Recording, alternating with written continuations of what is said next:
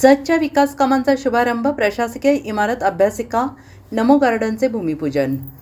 टिमू एडके यांच्या आरोपांचे नगराध्यक्ष डॉक्टर रवींद्र आरळी यांनी केलं खंडन। बिनबुडाचे आरोप केल्यास कायदेशीर कारवाईचा इशारा। स्वातंत्र्य दिनाच्या पार्श्वभूमीवर हर घर तिरंगा अभियानासह जत नगर परिषदेच्या नूतन प्रशासकीय इमारत अभ्यासिका आणि नमो गार्डनच्या कामांचा शुभारंभ करण्यात येणार आहे। या विकास कामांमुळे शहराच्या विकासाला नवी दिशा मिळणार असल्याचं नगराध्यक्ष डॉक्टर रवींद्र आरळी यांनी म्हटलं आहे। दरम्यान टिमू एडके यांनी नगर परिषदेच्या कामकाजाबाबत केलेल्या भ्रष्टाचाराच्या आरोपांचे डॉक्टर आरळी यांनी खंडन केले। आरोप बिनबुडाचे आणि तथ्यहीन असून नगर परिषदेचे कामकाज पारदर्शकपणे आणि नियमानुसार सुरू असल्याचा दावा त्यांनी केला आहे।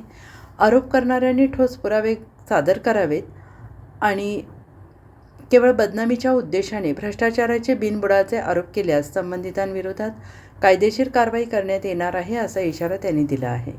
अभ्यासिकेमुळे विद्यार्थ्यांना शैक्षणिक सुविधा तर नमो गार्डनमुळे नागरिकांना विरंगुळ्याची जागा उपलब्ध होणार आहे। बैठक आणि सर्व नगरसेवक इथं उपस्थित आहेत। मुख्य म्हणजे 13 ते 15 ऑगस्ट हर घर तिरंगा मोहीम संपूर्ण भारतभर राबवण्यात येत आहे।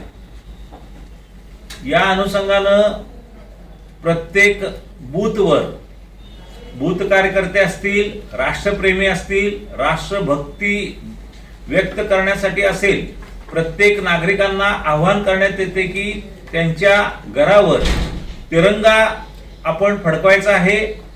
संध्याकाळी 15 ऑगस्टला संध्याकाळी 5 वाजता झेंडा उतरवणे बंधनकारक आहे।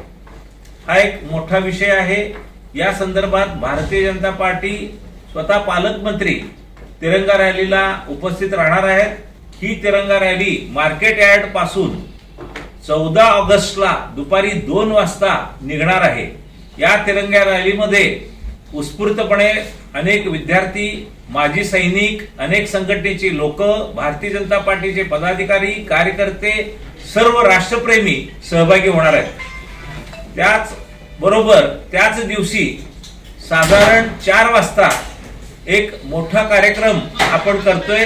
त्याच्यामध्ये जत नगरपालिकेच्या इमारतीचा भूमिपूजनाचा कार्यक्रम, अभ्यासिकाचा भूमिपूजनाचा कार्यक्रम, नमो उद्यान गार्डन आहे त्याचाही सुद्धा भूमिपूजन त्या दिवशी करण्यात येत आहे।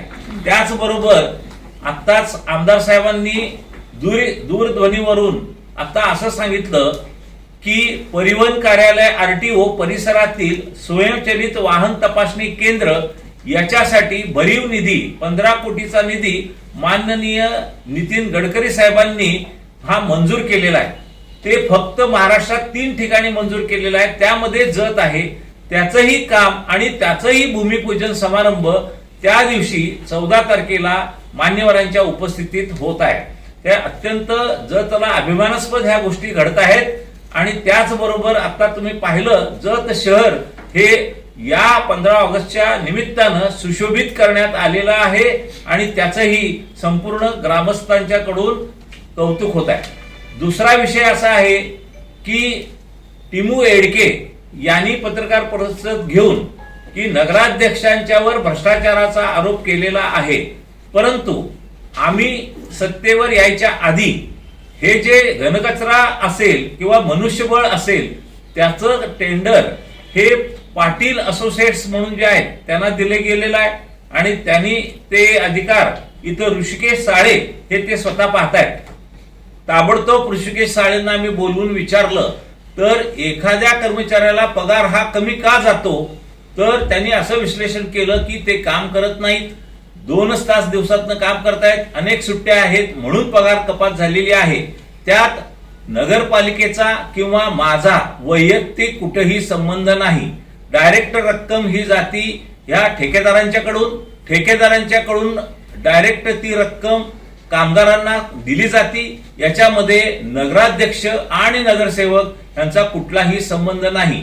त्यामुळं बिनबुडाचे भ्रष्टाचाराचे आरोप वारंवार जे होत आहेत हे मला वाटतं की पराजय झाल्याचा अजून त्यातून ते बाहेर आलेले नाहीत, त्यांना तो धक्का सहन झालेला नाही। अशा वेगळ्या वैयक्तिक कारणांमुळे जर असतील हे असे आरोप करणं याला निश्चितपणे आम्ही एक कायदेशीर बाबी आम्ही तपासून घेत आहोत. याच्यावर निश्चित आम्ही कारवाई करण्याचा प्रयत्न करणार आहे. तर इथून पुढं भ्रष्टाचाराचा आरोप हा पुराव्यानिशी व्हावा.